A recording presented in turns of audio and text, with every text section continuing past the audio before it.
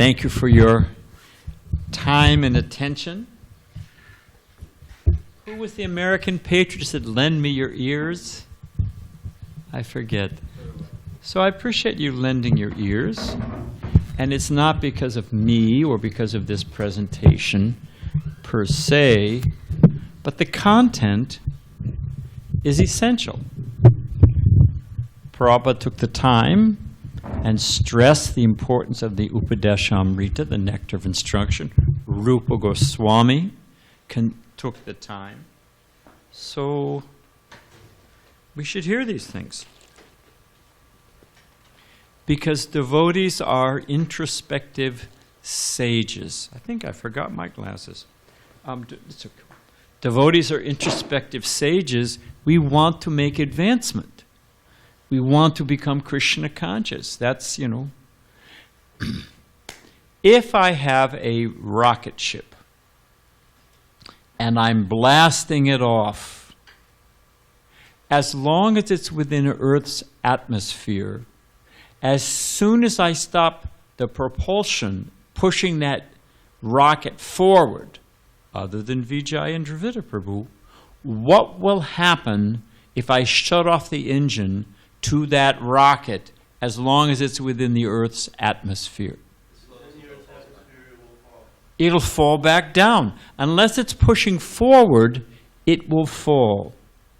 As long as we are under the influence of the modes of material nature, and I don't know about you, but I've got a ways to go as far as that's concerned, that gravitational pull of the material nature, and frankly, from Suddha-sattva to goodness, to passion, to ignorance, that's the default mode of this world.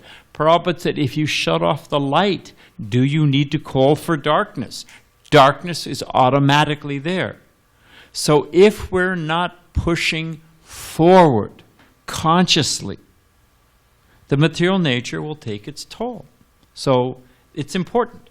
Okay, so there we go as far as the setup. So 6 positive steps to reach the goal. Utsaha, enthusiasm. And I picked this picture of Srila Prabhupada because, although this seems to have stretched, I don't know what this, something has happened here in this yeah, no, something's lost in transmission from my presentation to this, but so what? You just have to, flow with it. Because Prabhupada is striding forward. Prabhupada was always enthusiastic, unfazed. These next 3, Utsaha, Nishchaya, Daryat, Prabhupada was the embodiment of these things. So this is a picture of the Victoria Memorial. Victoria Memorial is in Bengal. It was, it's a long history, but it was built for Queen Victoria, I think on her 50th anniversary, Diamond Jubilee of her being Queen of England, Emperor of India. And you can hear the tape. Prabhupada, and you can see how tall it is. I mean, you can do a Google. I think it's 160 feet tall or something, whatever. That's like 16 stories. It's 14, 15 stories, easy. And when it was being constructed, it had a bamboo scaffolding. You know those shaky bamboo scaffoldings you see in India and in Third World.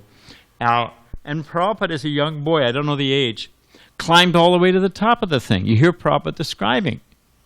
So the devotees say, imagine a young boy, this thing's creaking and swaying, and Prabhupada was, he wanted to see what it looked like. He climbed up to the top. So the devotees say in the tape, Prabhupada, you must have been very brave. And Prabhupada says, yes, and I am still brave. Otherwise, how have I come to your country all alone? So this determination, this utsaha, is essential for spiritual life. Whoops. Yeah, the button is a different place. So this is Little Vaishnav Das. Yeah, something's weird here because it's got this back behind the sketch. But anyway, so be it. We're happy it's even there. Prabhupada came to the Detroit. This is 74, 75, I can't remember. But the old temple on Jefferson and Seminole. And Bhagavan's son, Vaishnav, was about 3 years old. maybe 4 years old. And he'd heard Prabhupada, but he'd never met Prabhupada. Just like in Western culture, of course, it's a mundane and perverted reflection to see Santa Claus or the Easter Bunny or whatever. You know, you've heard, but as a kid, wow, to actually see.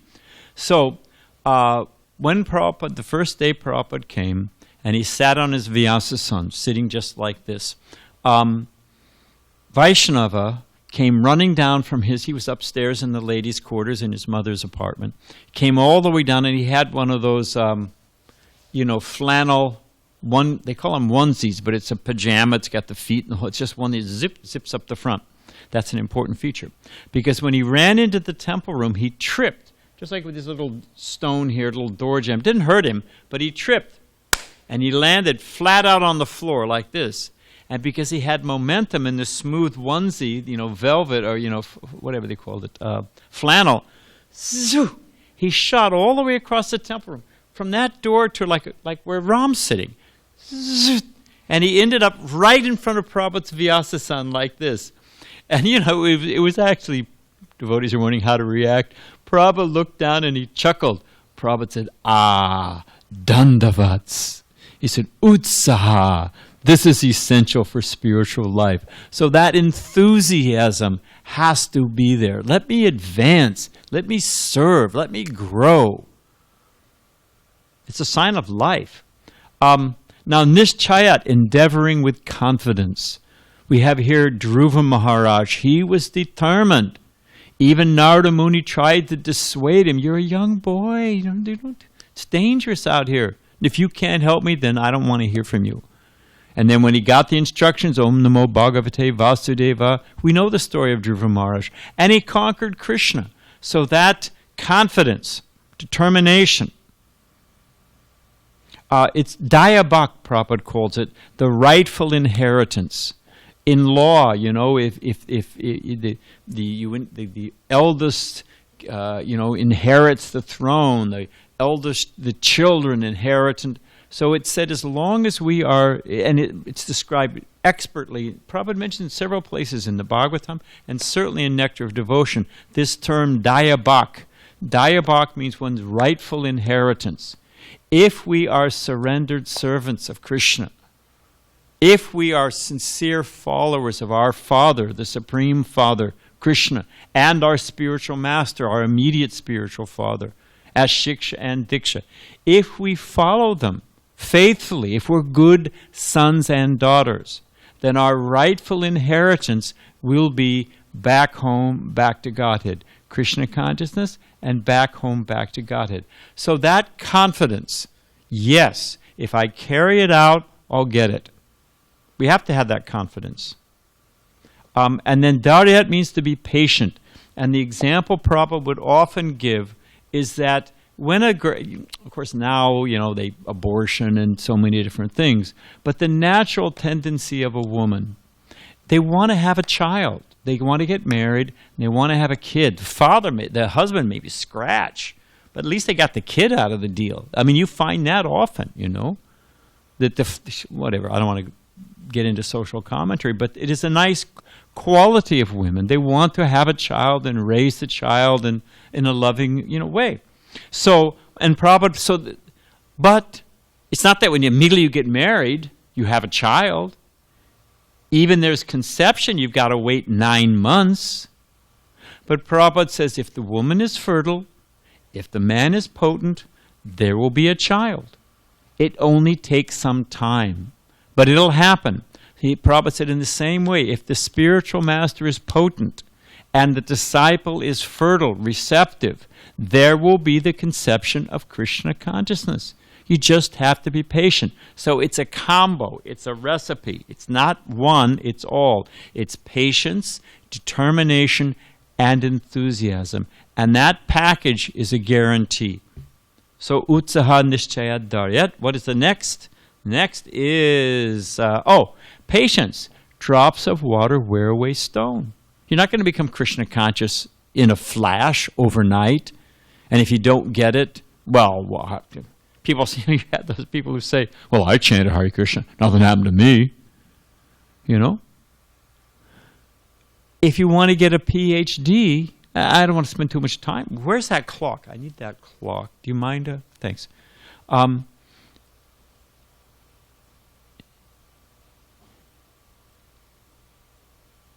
If you just to get a mundane, thanks, Brew, just to get a mundane PhD,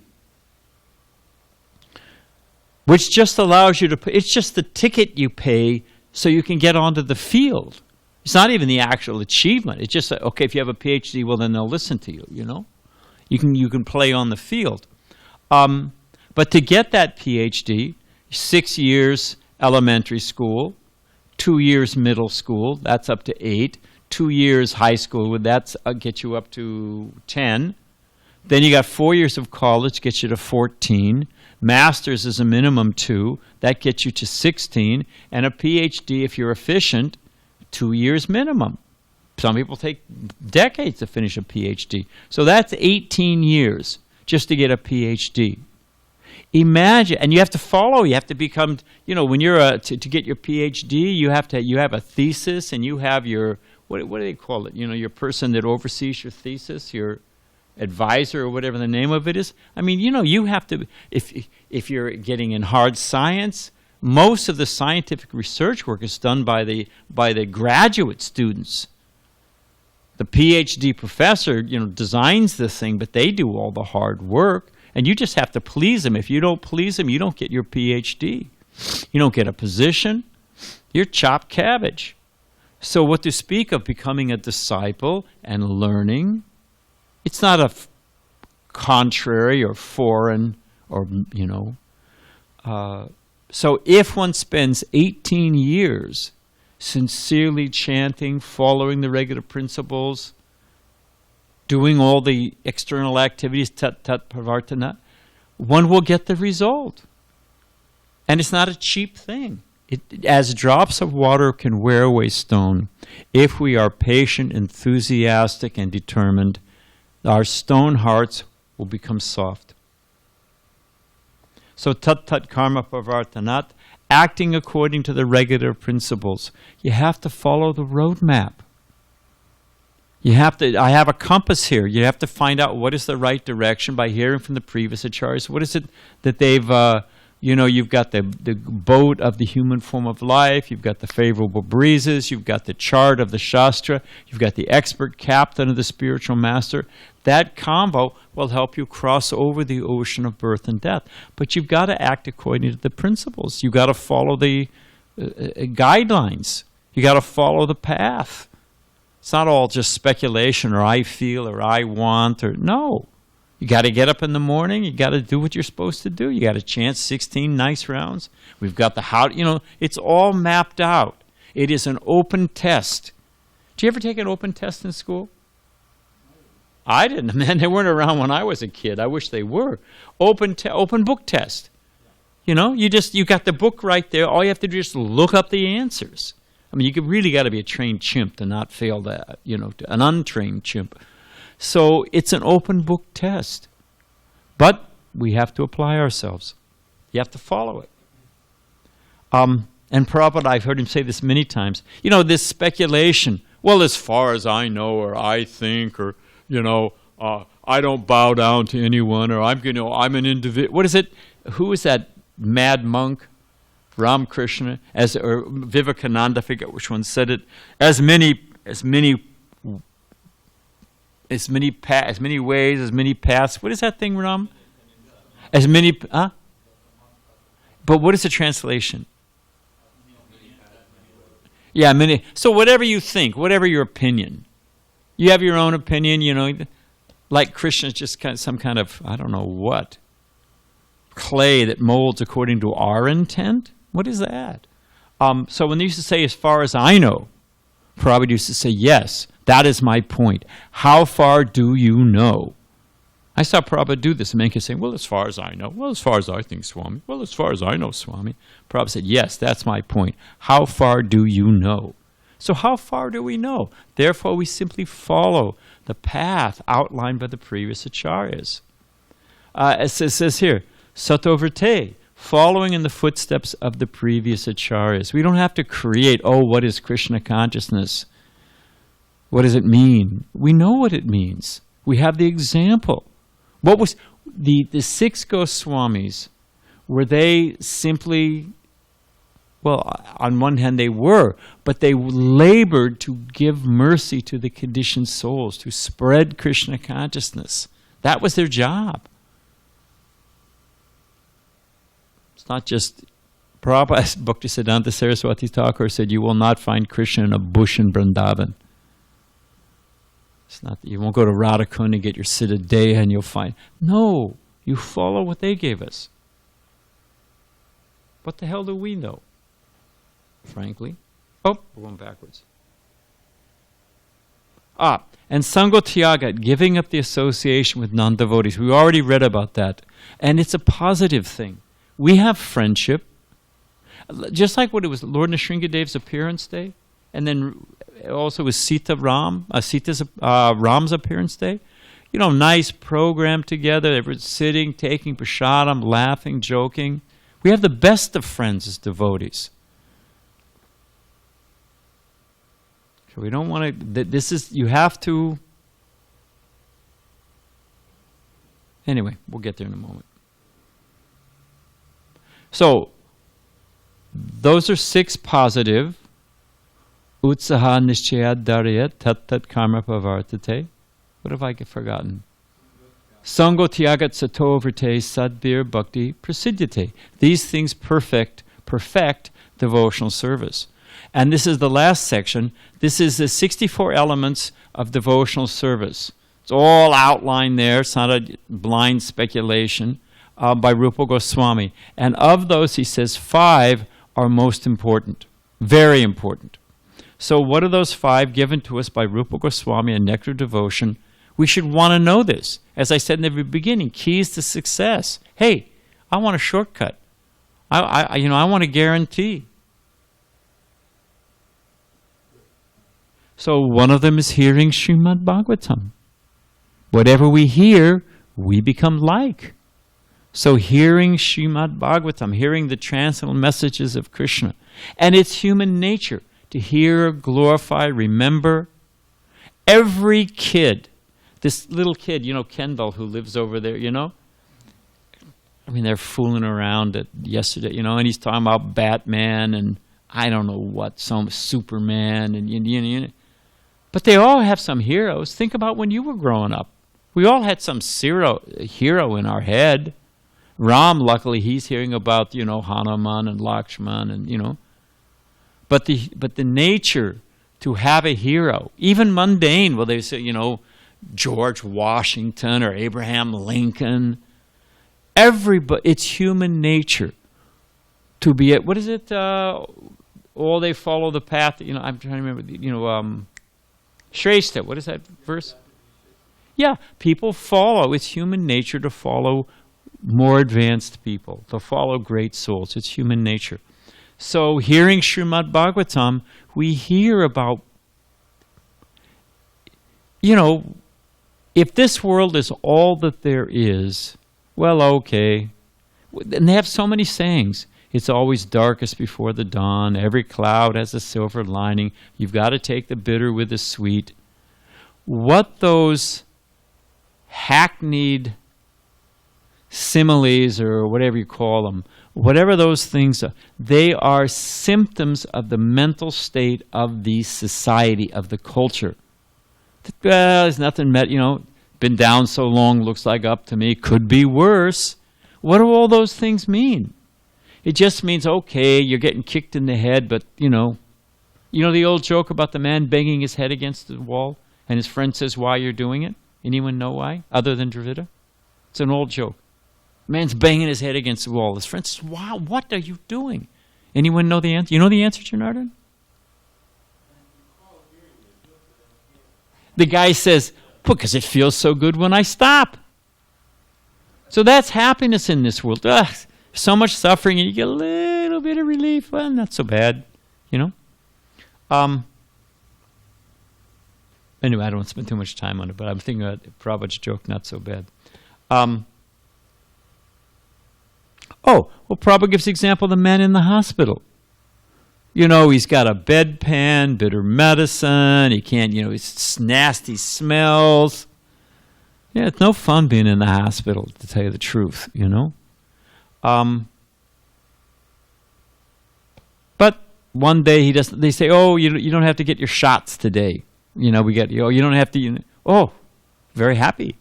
So he asked the man in the bed, "Oh, how you doing? Not so bad." What is that? Not so bad.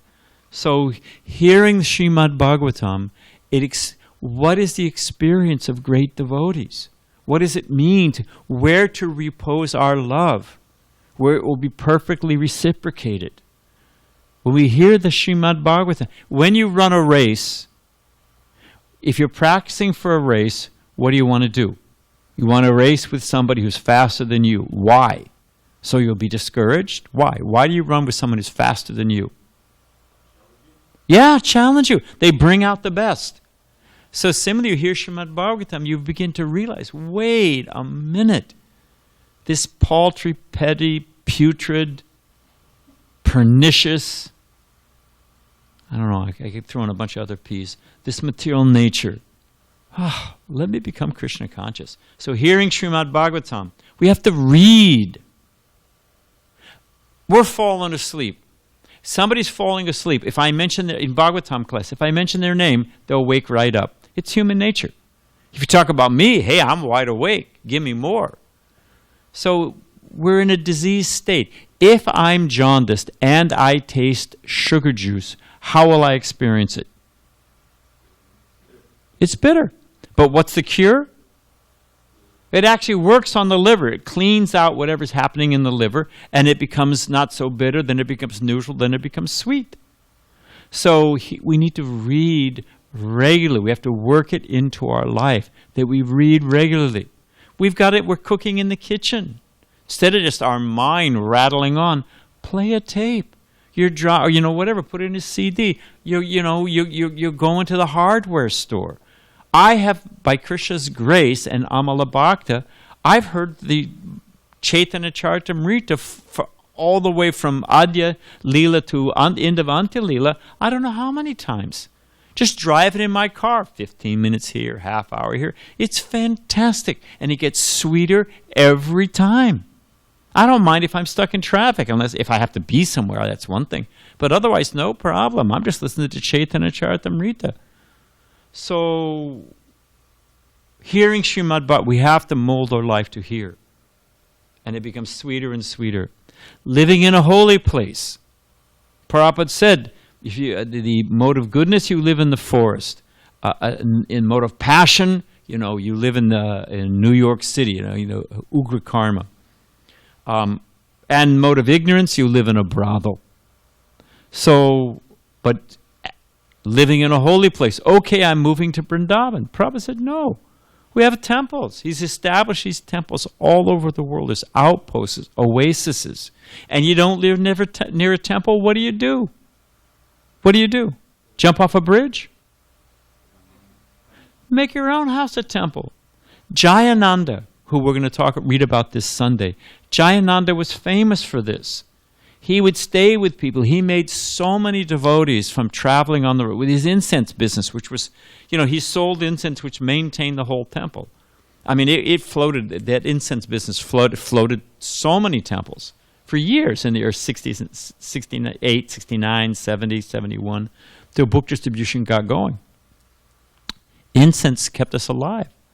As a sidelight, had a picture of Mahavishnu with the different arms, the 4 arms, and the slogan on the package was, Krishna makes the best sense.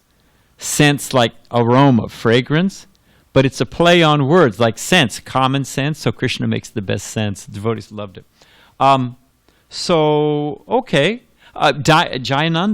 they'd have in those days everybody had a TV set.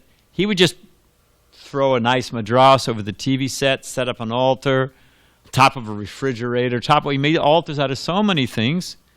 You cook up the prasad, you have a kirtan, pots, pans, whatever you got in hand. Vaikuntha and I, when we were traveling, we used to have kirtan in these hotels with pots and pans, just the two of us. So we had some of the sweetest kirtans we ever had. We're just, little simple prasadam and a kirtan on the pots and pans. So you make your own temple. What's the problem?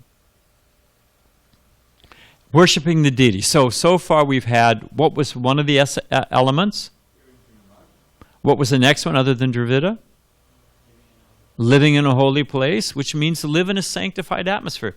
Worshipping the deity. Patram pushpam palam toyam. Where are you going to put your love? But here, you know, you go to the grocery store. Oh, that'd be nice for Krishna. Nice fresh mangoes, not these green picked 20 years ago. Nice dates, whatever it is. Oh, that'd be nice for Krishna. Rabindra Sarup Prabhu tells the story. What time is it? Oh, we're cool. Rabindra Sarup Prabhu tells the story. And if you've ever bought saris and gone into a fancy sari store, I don't know if they still do it, but I remember they used to do it. Then you got these guys, sometimes they're 60 years old. The salesman, you know, you go into a sari shop, there's like 5 or 6 salesmen, and they're showing these huge stacks of saris. And the guys will fan the saris over themselves. So you can see, so the purchase, and then they fan out the palu, what is it called? The end of the, with that fancy design at the end of the sari. So you can see how the sari folds, you know, and you know, so they're putting these things on. Or they'll wrap it around you, you know. So Rabindra Sarup Prabhu tells the story that they're going to buy saris, you know, first-class saris for the deities, $200 per sari, you know, gold, you know, jari work and everything. And you know, the salesman goes to drape it over Rabindra's wife, and she jumps away. No, you know, the guy couldn't understand it because it's not for us. We don't want to wrap the deity's sari around us, but we want to see beautiful things for Krishna. Devotees are super austere, but you know, for Krishna, beautiful temple, beautiful, so many things. So worshipping the deity gives us a fulcrum. What is the Klim Kama? You know, what is it? I'm tired. Kama Gayatri.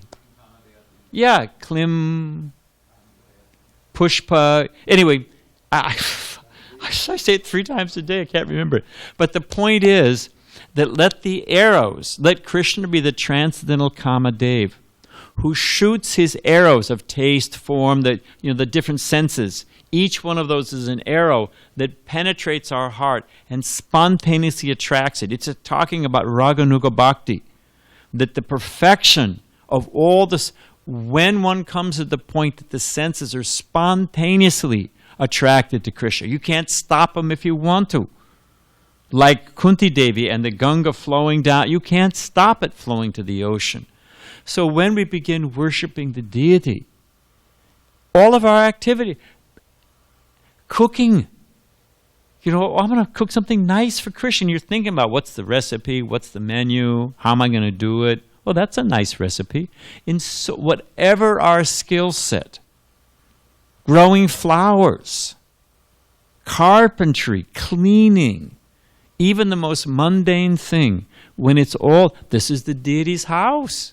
I got to keep Krishna's house nice, neat, and clean. This is his palace. I'm his servant. Polished marble. Therefore, when you install a deity, it gives you a handle. It gives you something to hold on to. How to engage the senses, how to engage the mind. Krishna's real. What is it in Bhagavad Gita? One of the impersonal concept is very difficult. And then to give it up is difficult. It's not easy, you know. I have a cartoon. Maybe I'll toss it in here. Help me. Send me a memo. The Buddhist and what is he meditating on? So there's this yogi. He's deep in meditation. And there's a thought bubble. Anyone know what's in the thought bubble? This one's benign. He's thinking about chocolate. So he's, you know. So what is that silent meditation? There's no, nature abhors a vacuum. But with the deity, you can think it's immediately Krishna's holy name, Krishna's pastimes, Krishna's service. It's very easy meditation. It is both the perfection of meditation and it is so easy. Whereas the other one is completely artificial. And associating with devotees. What does Chaitanya Mahaprabhu say the greatest hell is? This one too, greatest hell.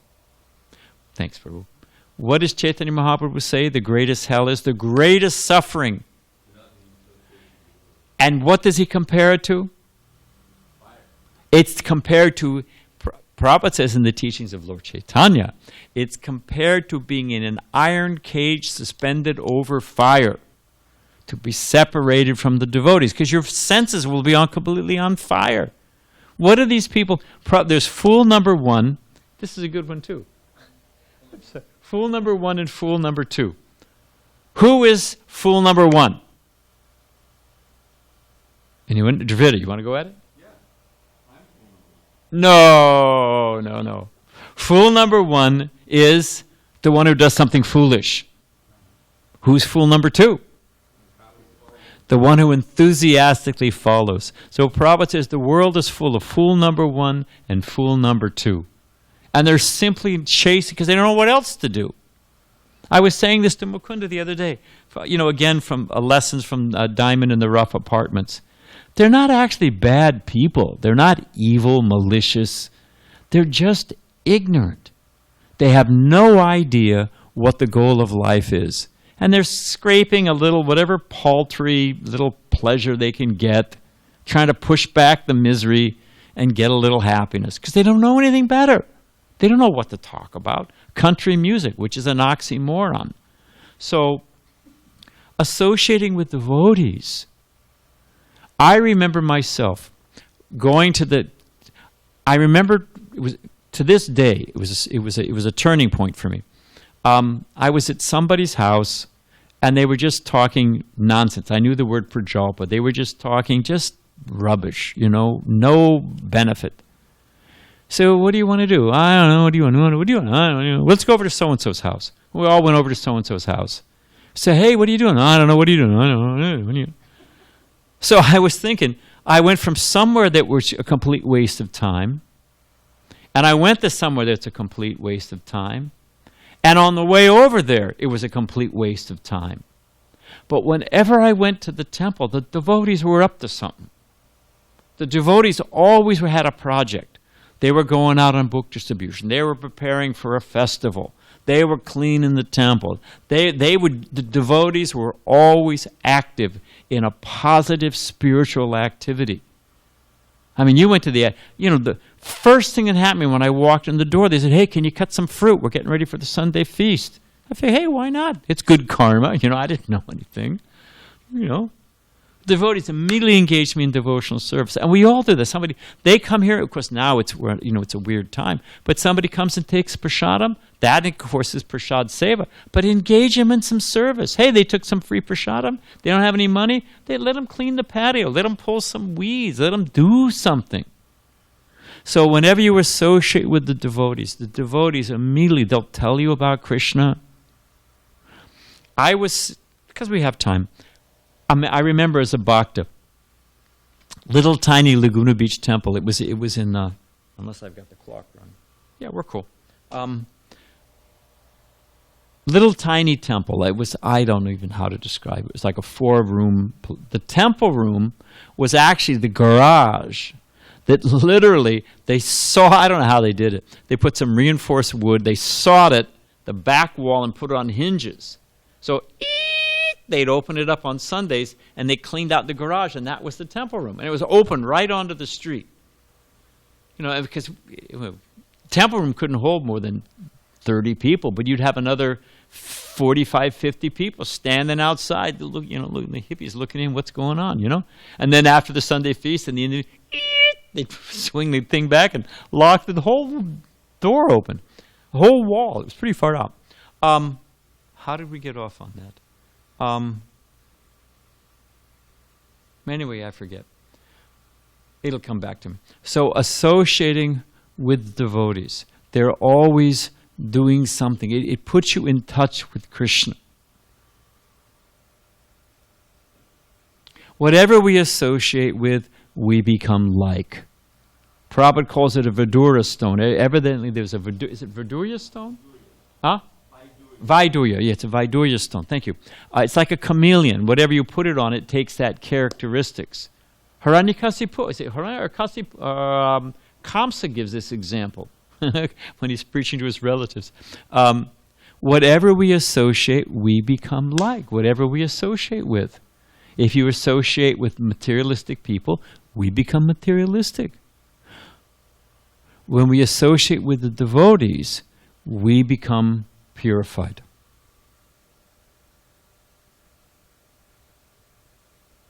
And the last is chanting the holy name. And Rupa Goswami describes either privately, internal meditation, chanting japa, softly repeating the holy name. What does Rupa Goswami say? I do not know how much nectar these two syllables Krishna hold. I'm paraphrasing, but when I chant my tongue, I wish I had millions of unlimited tongues. When it enters my ear, I wish I had unlimited ears. When it enters the core of my heart, the mind becomes conquered and thus the senses become inert. Just for a few minutes, the mind is just... Somebody sent me a cartoon. The guy's had brain surgery. He's lying in the hospital. You know, they always have the bandage wrapped around. The guy's obviously had brain surgery. And the doctor's holding one of those wind-up chimpanzees. You ever seen those? Bang, bang, bang, bang, bang, bang. You ever seen those things? They hop, you wind them up, bang, bang, bang. I don't know if they still have them. And the doctor's saying, we found this inside your head. You know, the mind is always bang, bang, bang, bang, bang. Lust, greed, anger, envy, bang, bang, bang, bang, bang. Just to get that thing out of our head for a few minutes and just relish Krishna's holy name. What a gift. So, chanting the holy name, and what to speak of Harinam. I have had to fight, had someone get back in the car after going out on Harinam and said, geez, I wish I hadn't come. I've never had that happen. I've just never had it happen. They brighten up. You see the devotees in a whole different light. And, you know, cabin fever association breeds contempt. But when you go out there and see the hardcore materialists, and you see that devotee you were arguing with, and you see how nicely they're trying to preach, or how compassionate, or how energetic, or, hey, the guy can carry a good tune, you know. I may not be able to get along with him, but he's a good drum player, man. I'm glad he's a... You know, we develop affection and respect. You see the effect. Vaikunta's sister. You know our Vaikunta. I think it was Vaikunta's sister. Anyways, one devotee's sister, she used to work downtown. When Dharma Sethu Dharma's got some glorious history, used to take the bhaktas out on Harinam every day downtown. And his sister used to say, the sister, not Dharma's sister, but the devotee's sister used to say to him, I can always tell when you guys have been downtown. She worked in one of those office buildings. He said, how do you know? She said, everybody comes back from lunch and I see them tapping their toes or they're whistling and they're Hare Krishna, Hare... It's stuck. It's the eternal, what do they call it? Earworm, you know? It gets in there and it is not going away. So to see the effects of Harinam, to get the taste of the holy name, it it puts us in touch with the taste for which we are always anxious. Chaitanya Darpana Marjanam. Chaitanya Mahaprabhu says it in his first 6 Shastakam. So, chanting the holy name. So, quiz time. What are the 5 things? Just to finish. By Prabhupada's famous example, by association with fire, it becomes like fire. If you put an iron rod in fire, it becomes red hot. It has heat and light. Although it was inert, by association with fire, it becomes fire. When we associate with Krishna's holy name, Krishna and his name are the same. We associate with Krishna's holy name, we become spiritualized. We become Krishnized. It's just as simple as that. Anyone know a famous example? This is such a underhand, slow pitch softball, not for Vijay, not for Dravida Prabhu, who from the Ramayana, simply by the holy name, became completely purified. What is that personality?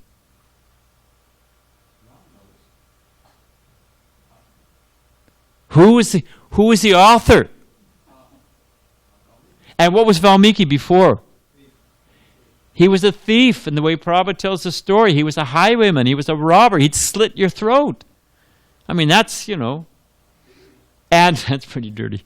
And he met Narada Muni. And Narada Muni, he was going to rob Narada Muni.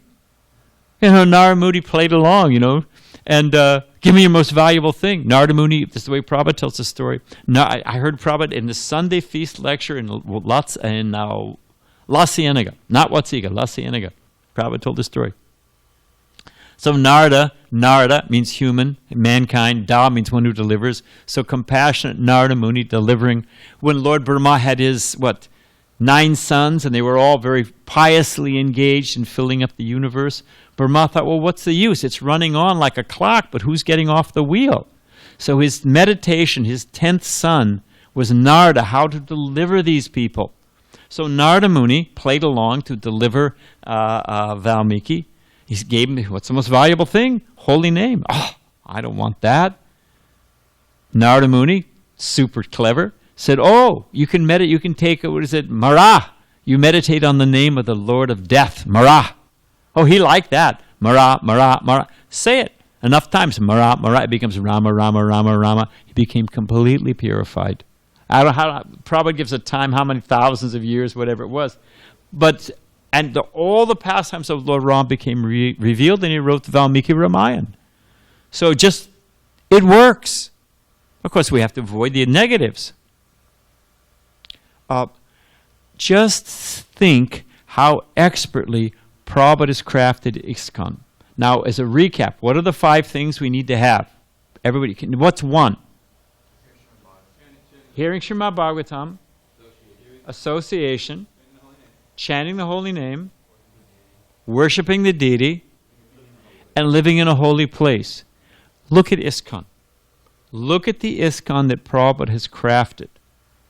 The warp and woof, that holds the fabric, the timbers that make the boat, the sails, the rigging of the ISKCON boat.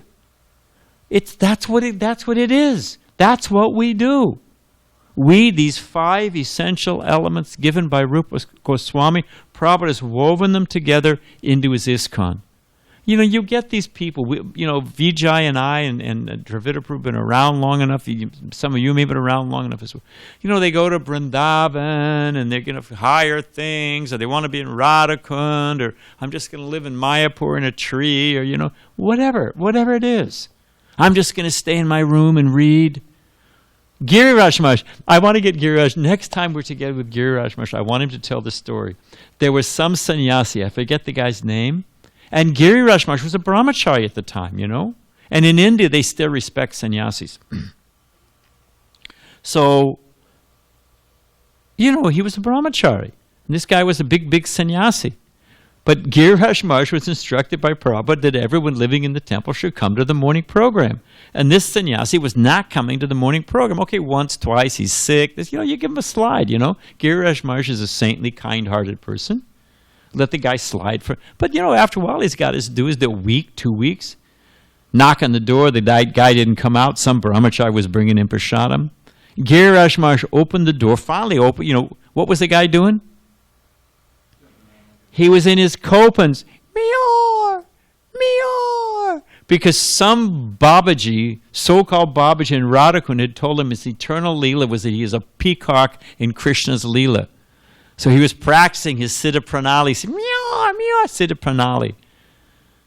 Forget it. Hey, you get devotees. Well, I'm just going to chant, if I go in the temple, if I go out of Harinam, puts me in Maya. I'm just going to read. This cooking, this just mundane work. I'm not going on the altar twirling that incense. I've had people tell me that. Ringing the bell, I'm reading Bhagavatam. Prabhupada has crafted it perfectly. Just get on the boat. Prabhupada gave the example. When the boat arrives in the safe harbor, storm is there, boat arrives in the harbor. Does it matter whether you're in the bellows or on the bridge or in the what is it? What do they call that? The crow's nest or stern or the stem? What do they call it? Yeah. Does it matter where you are in the boat? When the boat gets in the harbor, so it doesn't matter what you're doing in ISKCON. You stay in the boat of ISKCON, you will arrive in the safe harbor. Prabhupada, we didn't have a morning program. I don't want to spend too much time, but when the morning program first came out, we got a letter from Prabhupada. Because Prabhupada said, anyway, it's a long story. But the letter said, he described, this is the morning program, Mangalartik, Somita, and he said, this is a how exactly the word, I'm paraphrasing now, but it is a berm, a dike, protecting you against the ocean of Maya. So what happens if this dam breaks? Water is here, dam is holding it. What happens if that dam goes? Picture the Netherlands, picture Holland, where the little guy get his finger in his dike. That dike, the Netherlands, they are the lowlands. The ocean in some places is higher than the ocean, and that dike is holding it back. You remove that dike, what happens? It's flooded. You don't have to call the ocean. You don't have to wait. It's an emergency situation. Prabhupada said that all around us, one devotee said, I'm afraid I'll fall down. Prabhupada said, where's the question of falling for a fallen fellow? We're surrounded by Maya. We are immersed in Maya. And what's holding it back is the morning program, is the ISKCON crafted program that Prabhupada has given us. We don't chant our nice rounds in the morning, attentively, ideally in the temple room, hearing the devotees. Prabhupada said, it's nice. We want to hear like a buzzing beehive. The other devotees, I forget who it was. Actually, I remember, but I don't want to embarrass him. There was one devotee who used to chant so loudly, and the devotees complained. Prabhupada said, it's very nice that you're chanting so loudly. Please do it on top of a hill. So the devotees couldn't, but the gentle murmuring of the other devotees, hearing occasionally the dinging of the bell on the altar, such an atmosphere. Seeing Tulsi Devi, Prabhupada's Murti. So chanting nice japa, reading Srimad Bhagavatam, going out on Sankirtan, picking up the phone and calling for online, cooking for the deity, cleansing the deity's temple. The peacocks, it was a gift from the Ann Arbor temple to the Detroit temple when they moved into the new building. We gave them 2 peacocks. And Prabhupada liked it very much. It's a long story. So many stories about those peacocks. But the peacocks used to pass stool on the brickwork, because there was that acreage, beautiful Devasadan Mandir.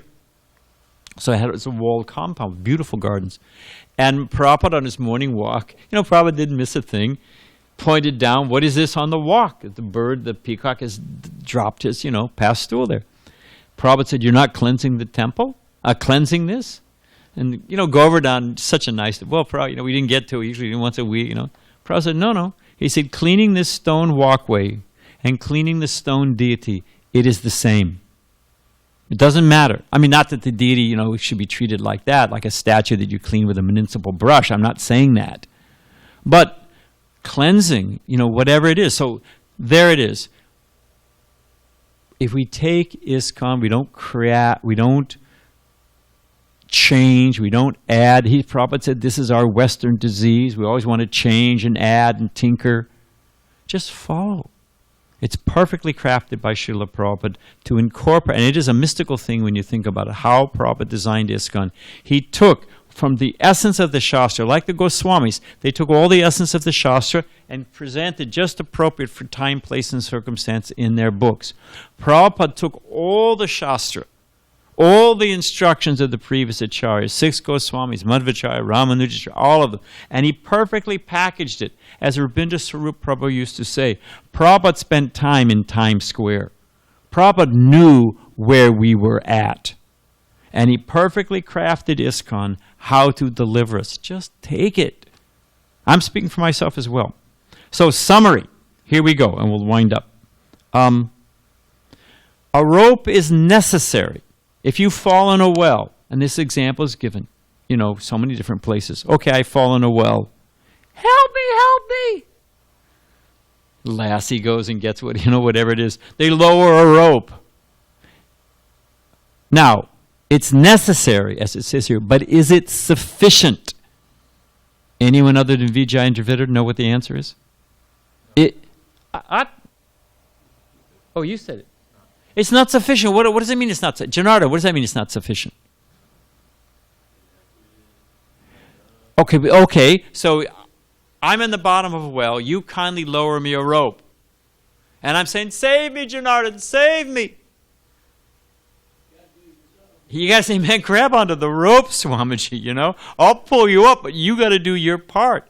It's the famous Malati Devi story when the guy ran out, you know, Prabhupada's leaving the pandal. He grabs Prabhupada's feet, save me, save me. Prabhupada says, yes, I can save you, but you must do the work. So we have to do the work. Everything is laid out. We have to tune our heart, now it's a recap, remember the beginning. We have to tune our heart to catch Krishna's signals. That's what we're doing here.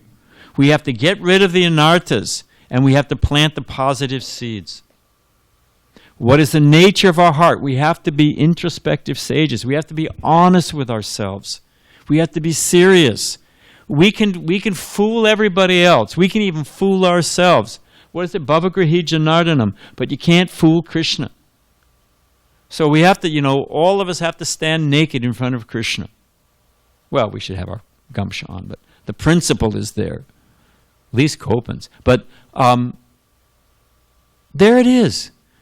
Okay, Krishna, please help me. If we pray to Krishna, which is one of the things, what is it? Vaisheshika Prabhu says it was that who's his friend? Satya from Japan? Anyway, Vaish has a good friend who's been in Japan for many, many years. He was at the LA Ratha Yatra. Huh? Satyadev. So they're there in the book booth together. And so, you know, they always walk up. So some Angelino, you know, a local Los Angeles resident, asks, well, what is this chanting? What does Hare Krishna mean? So Vaish says that Satyadev told him, it means, I need help. Which on one hand is a great answer. I use that a lot.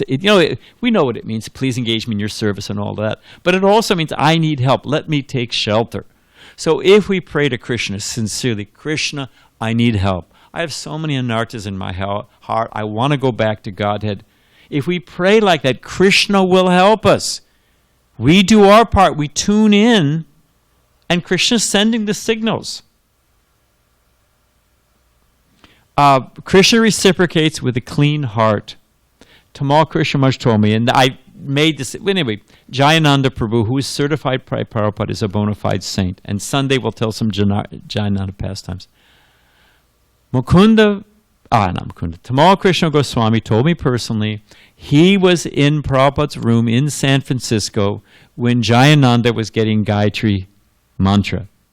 And Prabhupada, you know, you'd go in there, and Prabhupada would lay out the thread, he'd put it on you, and he'd ask you how to chant, he'd show you how to chant the mantra, and he'd have you repeat the Gayatri mantra.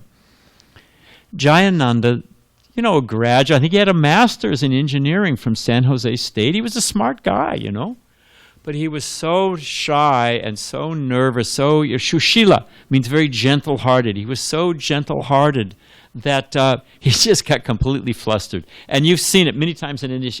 Devotees forget the four regular principles. I mean, you know, they forget to offer their obeisances. It's not uncommon, right? So, you know, you have the thread, you know how they bundle it, and, you know, Jayananda was so nervous, the whole thing became a complete knot. You know how the thread, if you don't unravel it properly? So Prabhupada took it, immediately unraveled it. Then Jayananda couldn't remember he just was completely. And Prabhupada, Tamal Krishna Maharaj told me, Prabhupada fondly said, you are hopeless. Can you imagine you're trying to get Gayatri in that mantra, and Prabhupada looks at you and says, you are hopeless. And then Prabhupada said, but you're so sincere, whatever you chant, Krishna will accept. I find that amazingly sweet. So, you know, whatever, not that we shouldn't be expert, not that we shouldn't learn the Sanskrit, not that we shouldn't learn all the rules and regulations. It doesn't mean that at all. You know, we always go binary, black, white, yes, no. No. It's nuance, it's balanced. But at the same time, it's the enthusiasm, it's the confidence, it's the patience that will attract Krishna. You can't, I was going to say you can't fake sincerity, but what did Prabhupada say about Prabhupada said you have to be sincere. And the devotee said, well, what if I'm not sincere? What did Prabhupada say? He didn't say it exactly like that, but that is the mantra, fake it till you make it. At least try. You can try to be sincere. You can go through the motions of being sincere, and they will develop momentum, just like the iron rod in the fire. So Bhavagrihi Janardanam, that Krishna, he knows what's in our heart. He reciprocates with our sincere intent. Yeyatam mam prapadyante. Krishna says it's reciprocal, as Prabhupada used to say, reciprocal. You take one step to Krishna, what does Krishna do? 10. Prabhupada said it's not a 1-to-1 ratio. You take 1, Krishna takes 10 to you. There's that sweet, oh, there it is. This picture of Lord Ram. What's inside Lord Ram's heart? You're seeing Sita Ram. He's meditating on Sita Ram. I don't want to embarrass him, but I'm just picking one devotee, and it's true of so many devotees. You open up Dravita's heart, he's going to have some Sanskrit verses. You open up Vijay's heart, he's got, book distribution. Mahabharat, he's got his wife and his kid. You open up his heart, he's got Prabhupada in his heart. I mean, there's many, many examples. What do you got in your heart? So, and if we have Krishna in our heart to the best of our ability, here you have Lord Ram reciprocating. He's embracing Hanuman. It doesn't take a rocket scientist. It takes a sincere person. So, this is from Bhagavatam, 4th Canto, chapter 22, text 30. You can look up the verse in the purport. But it makes the point, why does this matter? Again, we'll get there. And we're almost done. 2 or 3 more slides. If you have a small pond and you let the reeds grow, what will happen? It chokes out the whole pond. The pond dries up, the reeds suck it all up, they fill up the whole, and you lose the pond. If we let, it's dangerous. If we let the anarthas grow within our heart, they will gradually, if we don't chant nice japa, it matters. If we don't hear Srimad Bhagavatam, make the effort. You know the thing. You know what it is. It is dangerous. It will suck up whatever bhakti is in our heart. We may be sincere now, but if we're not cautious, it will suck up all the bhakti out of our heart. If that rocket ship, if we're not pushing forward, if we shut off the engine, gravity, the modes of nature, will pull us back down to earth. It's as simple as that. We need to protect the tender creeper of devotion. We follow the process and we're guaranteed of success. Just stay on the path. We need to pull up the anchor if we're going to reach the goal. We have to do it. And we have to remember the value of the goal. We are getting Krishna. Sweetest. Krishna, Prabhupada says you make Krishna your son, he'll never grow old. You make Krishna your master, he'll never send you away. You make Krishna your lover, he'll never leave you. Prabhupada has one for each, make him each one of the rasas. Prabhupada gives an example, each of the 5 rasas. So you reciprocate it with Krishna, it's perfect. Sudam was a sannyasi, made the best sandesh I've ever had. He and Shruti Kirti, they were kings. Kirtananda was pretty good too. Fell into complete Maya, total Maya. Got AIDS. At the end of his life, came back to the LA temple, just regretted everything. He was in and out of a coma in the LA temple. His last words, he's lying there on his back. All of a sudden, he lifts his arms up and said, Prabhupada, you came, and left his body. Krishna says in Upadeshamrita, even you forget me, I won't forget you. Anyone who helps the temple in Japan will go back to Godhead. So the fact of the matter is, Krishna's just waiting. He wants us to, Prabhupada said Krishna wants us to go back to Godhead more than we want to go. So we have to remember, to get out of this place. You wait till you're old. I have some things I want to do in Krishna's service. I still have a role to play in ISKCON. Of course, what is that famous saying? That the graveyard is full of indispensable men. Someone else will carry on.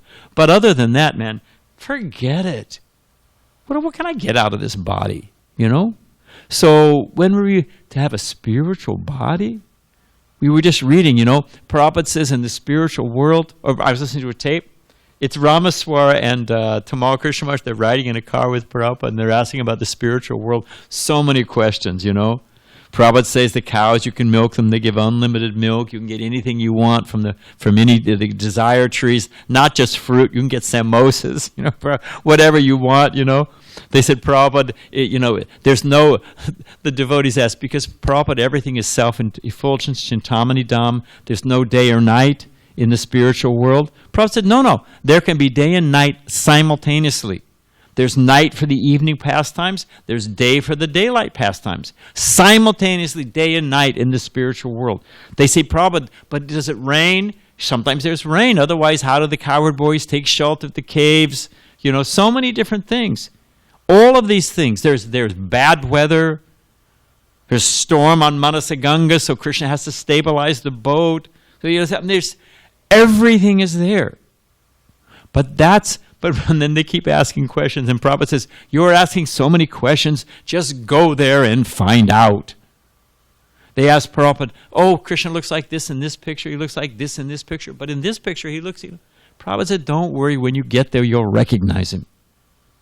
So, remember what we can get within this life, a spiritual body, unlimitedly blissful pastimes with the all-attractive Supreme Personality of Godhead. And Chaitanya Mahaprabhu is just handing it to us. Take it, take it, take it. And all we have to do is follow. So we can end there. Thank you very much. All glories to Srila Prabhupada. Hare Krishna.